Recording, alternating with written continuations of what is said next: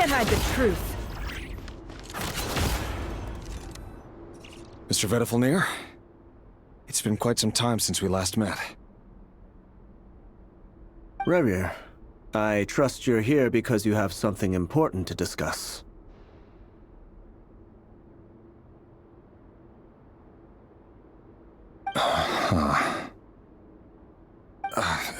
Forgive me. I wasn't tuning out, it's just, I noticed you didn't even phrase that as a question. As if you knew I was coming.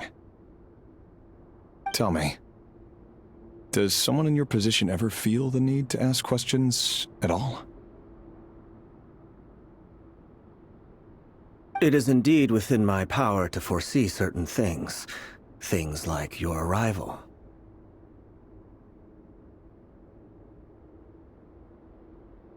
I was just thinking. It won't be long before I'll be inviting both you and Dane to my wedding. That isn't a lie, but nor is it a fact as such. It's a wish, isn't it?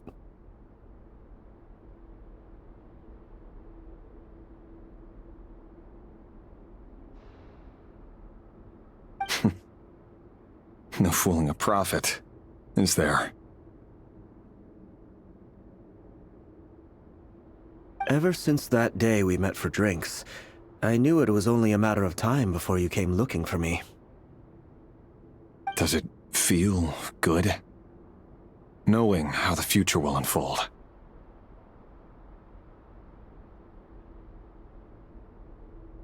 I'm afraid the notions of good and bad fail to capture the complexity of what such a power entails. Once you've seen what will come to pass, it can be all too easy to succumb to fear and melancholy. Unless, of course, you learn to abandon these feelings.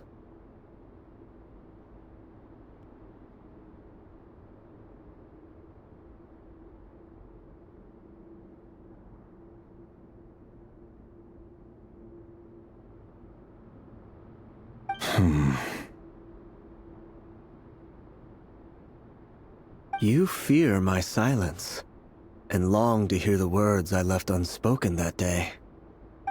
That's right.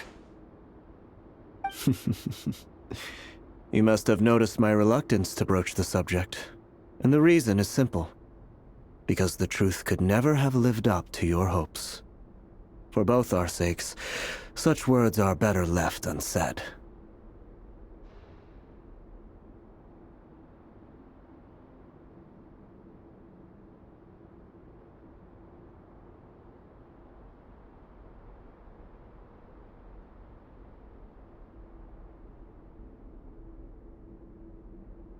The burden of prophecy was never meant for your shoulders.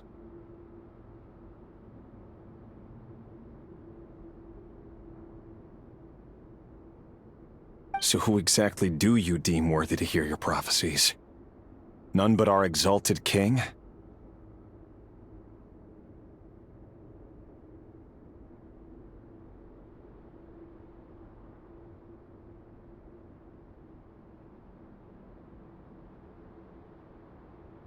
Or rather, our king as he once was. You're closer to His Majesty than I am. You must know better than anyone how much he's changed.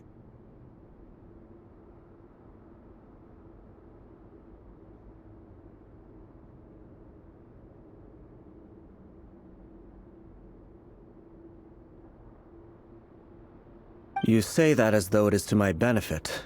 Yet precisely because of that, I dare not speak rashly. A king can turn out to be the most virtuous of rulers, or a tyrant more terrible than the most vicious of dragons. You are so wise and far-sighted, yet still you would have me live in fear of the unknown?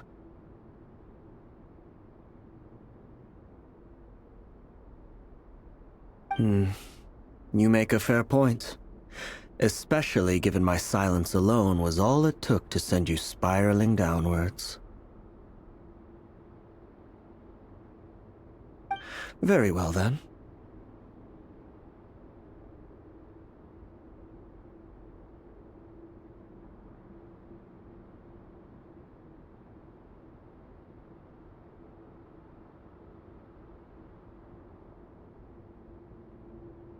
let me offer you some advice.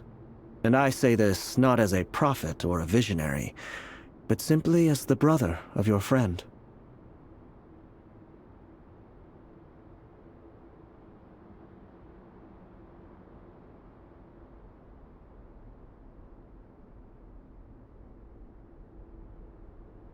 For many reasons, there is very little chance of your marriage ending in happiness. If happiness is what you seek, you should find another fiancé.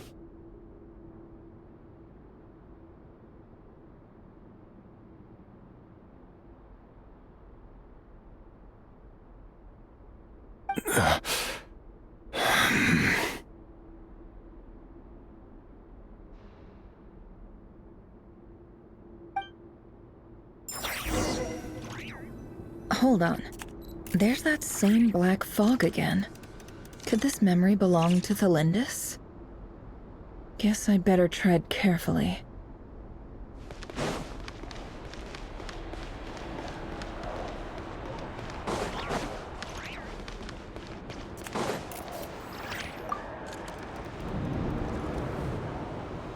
Wait. Hear me out. This time we finally got a clear look at his face and learned his true identity. His name is Rayrir, and he claims to be one of the king's guards. What did you say? A cruel irony, isn't it? The man you're set to marry leads a double life as a brutal executioner.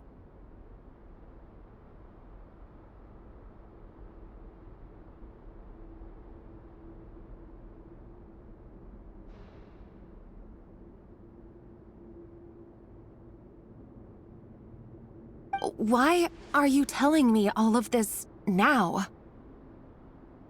Simple. It's because I want you to kill him. You are the only person he would never suspect. No, absolutely not. I would never dream of doing such a despicable thing. So you'll just stand by and watch him slaughter us to the last? Do not forget that the blood of the Crimson Moon flows in your veins too. The blood of the Crimson Moon? What does that matter now? The dynasty has long been dead and gone. You think that alone is reason enough for me to throw away everything I have? Why wouldn't it be? You two were once a child of the Crimson Moon, just like me. Don't tell me you've never felt so much as a flicker of fury for the way we were trampled into the dust.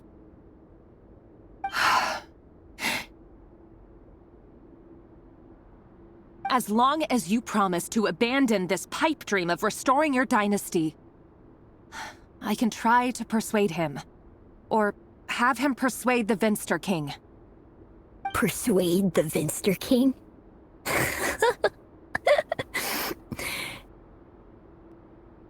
Do you even know why he's so obsessed with hunting us down? Why he keeps trying to force us to hand over our secrets? Over and over again? Or why we refuse to give up on restoring the dynasty? The Vinster King. A blind fool. His eyes clouded by powers from beyond this world. A petty little man with a miser's heart. And he dares to sit upon the throne? Mark my words. Sooner or later, Conria will fall. And it will be— if you can't bring yourself to do it, so be it. Just you watch.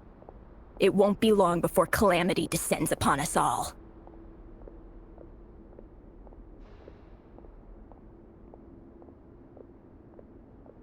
The Rayrir of Solnari. That really is quite a secret you've been keeping from me, Rayrir. But who am I to talk? Am I really any better? I've kept my own past a secret this whole time too. Love should be built on honesty. But ours was born from lies. And yet, is it really so wrong to hide things that would only make life harder? If we don't cover up the parts that no one else should see, how can we go on pretending to be normal? Vedrfónir must have known all this. And that's why he made his prophecy. In the end, nothing stays hidden forever. But I won't just sit by and watch this disaster unfold. I'll do everything in my power to protect what I cannot afford to lose.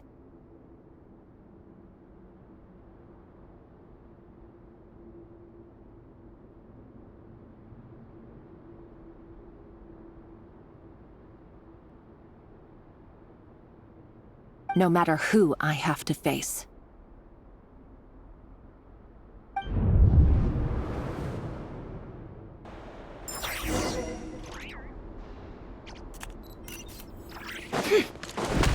Huh? Was that Rerir who just walked past the window? Doesn't it give you the chills that he still takes the same road to work every day? As if nothing ever happened. Those people at the deli. Enough already. They're clearly pretty taken by their own disguises, so just smile and play along. Pull the rug from under beasts like that, and you'll risk having your throat torn out. Delhi? Oh. They're talking about us people from the opposition. Right. I'd almost forgotten they used to run a deli. People of no consequence always vanish so easily. And no one even remembers them.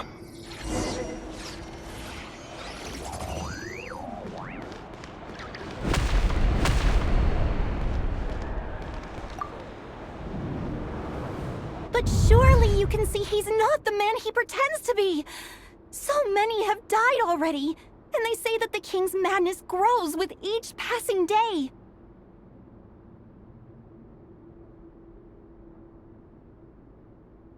We're not going to survive this, are we?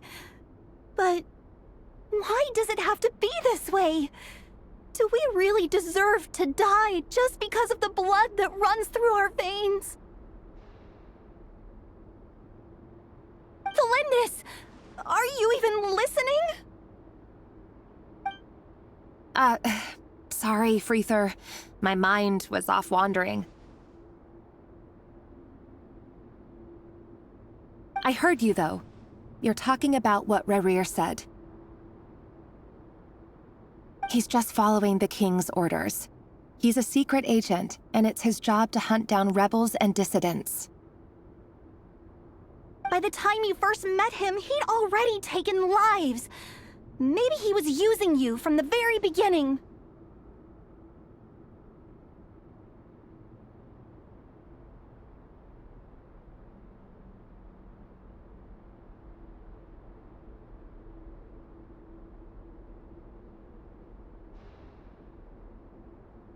No.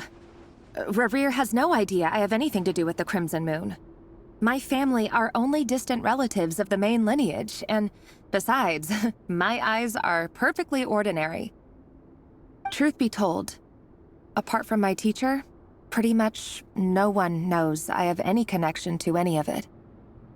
It's been a long— But as Orlog said, who could possibly talk sense into that raving lunatic of a king? No one.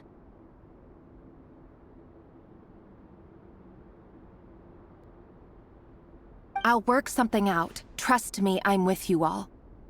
But for now, you need to keep yourselves hidden. Don't let anyone find you, anyone at all.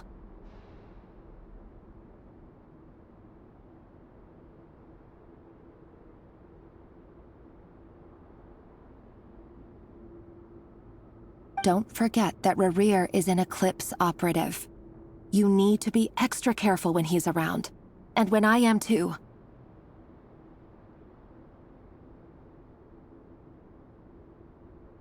For now, don't come looking for me.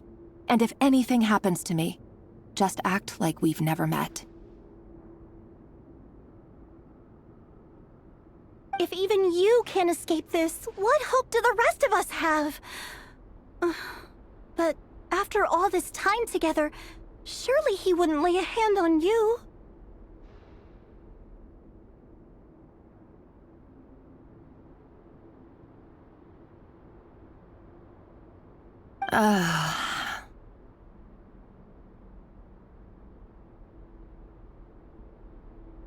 I won't speak in his defense. Nor can I give you a clear answer to that question. But I'll do everything I can to put an end to this.